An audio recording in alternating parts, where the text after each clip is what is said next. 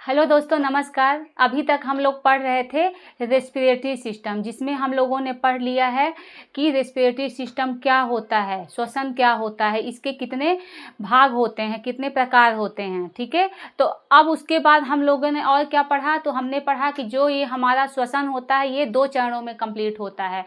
सबसे पहले होता है बाह्य श्वसन, जिसका मेन काम लंग्स करता है, जो ऑक्सीजन को लेता है और CO2 को छोड़ता है।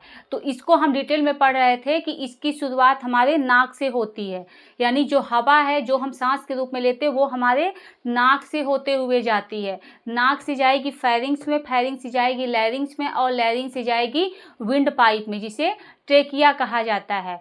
और ट्रेकिया 2 हिस्सों में बटी होती है, जिसे ब्रोंकाई कहा जाता है।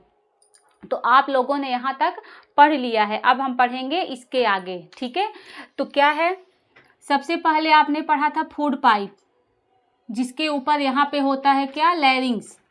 यहाँ पे होता है लैरिंग्स होता है। ठीक है, और ये क्या है, तो ये है विंड पाइप, विंड पाइप, या इसी को ट्रेकिया। उसके बाद ये 2 हिस्सों में बटा हुआ है, जिसको कहा जाता है ब्रोंकाई। इसको कहा जाता है ब्रोंकाई। ठीक है, और ब्रोंकाई के बाद इसी से जुड़ा हुआ होता है फेफड़ा यानी लंग्स। ठीक है, इसी से क्या जुड़ा होता है, तो इसी से जुड़ा होता है हमारा लंग्स।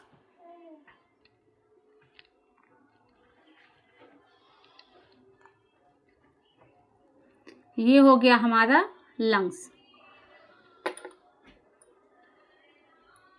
ठीक है, तो इस लंग्स में आप देख रहे होंगे कि कुछ इस तरीके का भाग यहाँ पे है, और इसके कारण जो ये आपका लंग्स होता है ये एक लंग्स छोटा होता है। ठीक है, तो ये यहाँ पे इसका स्पेस यहाँ क्यों दिया गया है, क्योंकि यहाँ पर हार्ट होता है, और हार्ट के कारण ये जो आपका लंग्स है वो उसमें से बायां जो लंग्स होता है वो थोड़ा सा इससे छोटा होता है। ठीक है, तो अब हम देखते हैं किसके बारे में, तो लंग्स के बारे में। ठीक है, या फेफड़ों के बारे में।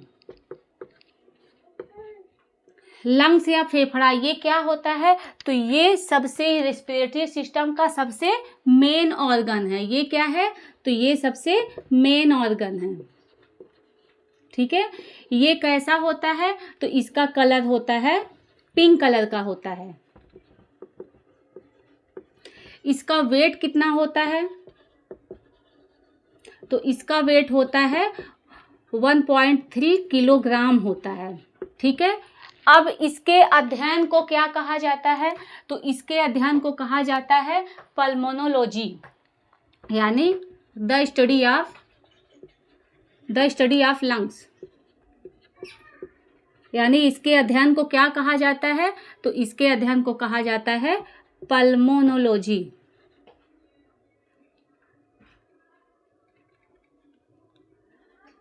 पल्मोनोलॉजी। ठीक है, ये हो गया आपका लंग्स। इस लंग्स के बाहर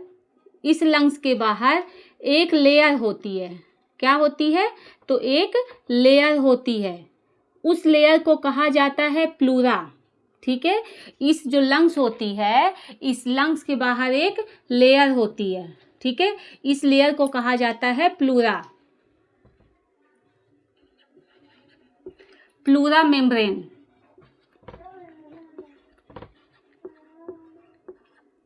जो क्या करती है, तो ये प्लूरा मेम्ब्रेन, ये जो लंग्स होता है, लंग्स के ऊपर इसको सुरक्षा देती है, ताकि दूसरे अंग से इसका घिसाव ना हो, कोई रगड़ ना खाए, इसलिए प्लूरा नाम की एक मेम्ब्रेन पाई जाती है। ठीक है, अब देखते हैं कि इस लंग्स के अंदर क्या होता है।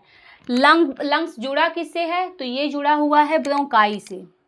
उसके बाद ये जो ब्रोंकाई होता है ये जुड़ा हुआ होता है ब्रोंकियोलस से। किससे जुड़ा होता है, तो ये जुड़ा होता है ब्रोंकियोलस से। ठीक है, यानी आपने देखा कि जो आपका विंड पाइप है, विंड पाइप 2 हिस्सों में बटा होता है, उस हिस्से को कहा जाता है ब्रोंकाई, और ब्रोंकाई भी कई हिस्सों में बढ़ जाता है, जिसको कहा जाता है ब्रोंकियोलस। ठीक है। और इसी ब्रोंकियोलस के पास कुछ इस तरीके का स्ट्रक्चर होता है। ये कैसा स्ट्रक्चर है? तो ये है अंगूर के जैसे। कैसा है? तो ये अंगूर के जैसे। इसको क्या कहा जाता है? तो इसको कहा जाता है एल्वियोली। क्या कहा जाएगा? तो इसको कहा जाएगा एल्वियोली या कूपिका। ठीक है।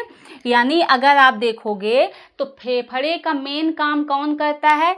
तो वो एल्वियोली करता है। कौन करेगा? तो ये एल्वियोली करेगा।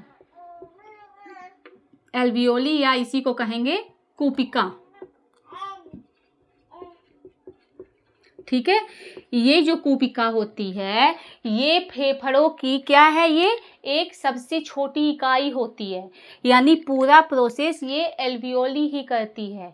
लंग्स में ऑक्सीजन को जाना, CO2 का वापस आना, वो काम होता है एल्वियोली का। ठीक है। यानी इसको क्या कह सकते हैं? तो ये है unit of lungs. Unit of lungs. ठीक है। यानी ये क्या है? तो ये फेफड़ों की इकाई है। ये क्या है? तो फेफड़ों की इकाई है। अगर पूछा जाए कि फेफड़ों की फंक्शनल और स्ट्रक्चरल यूनिट कौन सी है, तो वो होती है एल्वियोली। ठीक है। क्या होगी? तो वो होगी एल्वियोली। ये लंग्स में कितना पाया जाता है? तो ये लंग्स में, यानी एक लंग्स में अगर आप देखोगे तो एक लंग्स में ये 30 करोड़ पाया जाता है। ठीक है। इसका आकार कैसा होता है? तो ये होता है ग्रेप्स लाइक स्ट्रक्चर। ठीक है।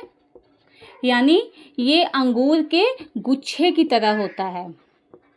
ठीक है। ये कैसा होगा? तो ये अंगूर के गुच्छे की तरह होता है। ठीक है। यानी ये जो एल्वियोली है ये लंग्स में पूरा काम कौन करता है? तो पूरा काम ये आपका एल्वियोली करता है। ये बाकी जितने भी ऑर्गन्स थे ये सारे ऑर्गन सिर्फ मदद करते हैं सांस को अंदर तक आने में। और मेन काम होता है किसका? लंग्स का होता है। और लंग्स में कौन करता है? तो लंग्स में मेनली करता है एल्वियोली। जो ये एल्वियोली होती है इसी का सारा प्रोसेस है। इसी को ऑक्सीजन भी देना है और इसी को CO2 लेके वापस छोड़ना भी है। ठीक है। तो ये जो आपके लंग्स होते हैं तो इस लंग्स में एक आपका ये वाला जो आपका लंग्स हो गया ये कौन सा है? तो ये आपका राइट लंग्स है। क्या है ये? तो ये आपका राइट लंग्स है। ये क्या है? तो ये आकार में क्या है? बड़ा है। ये आकार में क्या है? तो ये आकार में बड़ा है। और वहीं अगर आप देखोगे लेफ्ट लंग्स को तो लेफ्ट लंग्स कैसा है? तो ये आकार में थोड़ा सा छोटा है। क्या है ये? तो ये छोटा है। ठीक है। यानी ये कैसा हो गया? तो एक लंग्स आपका बड़ा होता है और एक लंग छोटा होता है। तो ये छोटा क्यों होता है? क्योंकि वहाँ बीच में आपका धंसा होता है हार्ट। और हार्ट क्या होता है? बीच में होता है लेकिन थोड़ा सा वो लेफ्ट साइड में होता है, थोड़ा सा वो तिरछा होता है। इसीलिए आपका जो लंग्स होता है वो एक साइड थोड़ा सा छोटा होता है दूसरे लंग्स के अकॉर्डिंग। ठीक है। अब देखते हैं कि इस एल्वियोली में किस तरीके से ऑक्सीजन जाती है और किस तरीके से CO2 आती है। ठीक है। यानी अगर आप देखोगे तो ये आपका हो गया एल्वियोली। ठीक है। ये हो गया आपका एक एल्वियोली। ठीक है। ये आप देख रहे होंगे। और इसके बाहर, इस एल्वियोली के बाहर, ठीक है, ये आपका एल्वियोली है। एल्वियोली के बाहर क्या होता है? तो एल्वियोली के बाहर ब्लड कैपिलरीज होती हैं। क्या होती हैं? तो ब्लड कैपिलरीज होती हैं। ठीक है। ये ब्लड कैपिलरीज क्या करती हैं? तो ये जो ब्लड कैपिलरीज होती हैं इनके पास होता है ब्लड। ठीक है। इनके पास होता है ब्लड। ब्लड जो ये लेके आती हैं वो ब्लड कैसा होता है? तो उस ब्लड में ऑक्सीजन जो है वो कम होता है। ठीक है। ऑक्सीजन कम और CO2 ज़्यादा होता है। ठीक है। अब इस एल्वियोली के पास कौन आता है? तो इस एल्वियोली के पास आता है एयर, यानी हवा। ठीक है। और मैं आप लोगों को बता चुकी हूँ कि हवा में आपका 78% सिर्फ नाइट्रोजन होता है। 21% आपका ऑक्सीजन होता है और 0.03% CO2 होता है और बाकी आपकी अदर गैसेस होती हैं। ठीक है, यानी इस हवा में अगर आप देखोगे तो इसमें क्या है, तो ऑक्सीजन ज़्यादा है और CO2 कम है। ठीक है, यानी इस एल्वियोली के पास अगर देखोगे तो आपका नाइट्रोजन है, ऑक्सीजन भी है और CO2 भी है, प्लस अदर गैसेस हैं। ठीक है, प्लस क्या है, तो प्लस अदर गैसेस हैं। तो यहाँ पे कोई नली नहीं होती कि जो ब्लड के पास ऑक्सीजन भेजे या CO2 का। यहाँ पे प्रोसेस चलता है आपके विसरण का। ठीक है, यहाँ पे प्रोसेस चलेगा विसरण का, यानी डिफ्यूजन का। ठीक है, और विसरण का प्रोसेस क्या होता है कि जो गैस होती है, जहाँ ज़्यादा गैस होगी वो हमेशा जिधर गैस कम होगी उस तरफ जाता है और तब तक जाता है जब तक दोनों इक्वल नहीं हो जाते। तो सेम प्रोसेस यहाँ पर भी चलेगी, क्योंकि ये जो एल्वियोली की जो लेयर होती है ये क्या होती है, बहुत ज़्यादा पतली होती है और उसी तरह से ब्लड कैपिलरीज की भी जो लेयर होती है वो बहुत पतली होती है। ठीक है, तो यहाँ पे क्या होगा, जब आप देखोगे एल्वियोली में, तो एल्वियोली में क्या होगा, तो एल्वियोली में आपका ऑक्सीजन ज़्यादा है, ऑक्सीजन क्या है, ज़्यादा है। ठीक है, और CO2 कम है। अब ब्लड में अगर आप देखोगे तो उस ब्लड में क्या है, तो ब्लड में ऑक्सीजन कम है और CO2 ज़्यादा है। तो विसरण के नियम के अकॉर्डिंग क्या है कि जहाँ ऑक्सीजन ज़्यादा होगा वो हमेशा कम की ओर जाएगा, जो गैस ज़्यादा होगी वो कम की तरफ जाएगी। तो यहाँ पे जो ऑक्सीजन है ज़्यादा है एल्वियोली में, तो वो एल्वियोली से होके वो चली जाएगी ब्लड में। कहाँ जाएगी, तो ये चली जाएगी आपके ब्लड में। ठीक है, वहीं आप देखोगे ब्लड में CO2 ज़्यादा है और एल्वियोली में कम है, तो ये जो CO2 है ये कहाँ चला जाएगा, तो ये चला जाएगा आपके एल्वियोली में। ठीक है, यानी क्या हो गया, ब्लड को मिल गया ऑक्सीजन, ठीक है, और एल्वियोली को मिल गया CO2। तो ऑक्सीजन क्या हो गया, ब्लड के साथ वो चला गया हार्ट के पास। ये जो ब्लड है, ये ब्लड जब ऑक्सीजन को लेगा, यानी इसमें जब ऑक्सीजन मिलेगा तो ये ले जाएगा कहाँ, हार्ट के पास। ठीक है, और ये हार्ट क्या करेगा, तो ये पंप करके क्या करेगा, तो ये पूरी कोशिकाओं की पहुंचा देगा, पूरे शरीर में फैलाएगा। पूरे शरीर में होती हैं कोशिकाएं। ठीक है, और वो कोशिकाएं वहाँ पे एनर्जी बनाएंगी और एनर्जी बनाने के बाद जो CO2 बचेगा, प्रोड्यूस्ड होगा, उसको फिर से वापस कर देंगी, वो हार्ट के पास जाएगा और हार्ट फिर से उसको कहाँ भेज देगा, तो उसको भेज देगा लंग्स के पास। ठीक है, ये हो गया आपके लंग्स का काम कि लंग्स क्या काम करता है। ठीक है, अब आप बताइए कि ये लंग्स काम करता है, लेकिन इसको करने के लिए कोई एक ऐसा होना चाहिए जो इसको बोले कि भैया तुम करो। तो इसके लिए यहाँ पर पाया जाता है, ये देखिए, ये इसको बोला जाता है डायफ्राम। ठीक है, इसको क्या बोला जाएगा, तो इसको बोला जाएगा डायफ्राम। ठीक है, इसको मैं मिटा देती हूँ ताकि दिखे, समझ में आए। ठीक है, तो ये जो होती है इसको क्या बोलेंगे, तो इसको बोलेंगे डायफ्राम।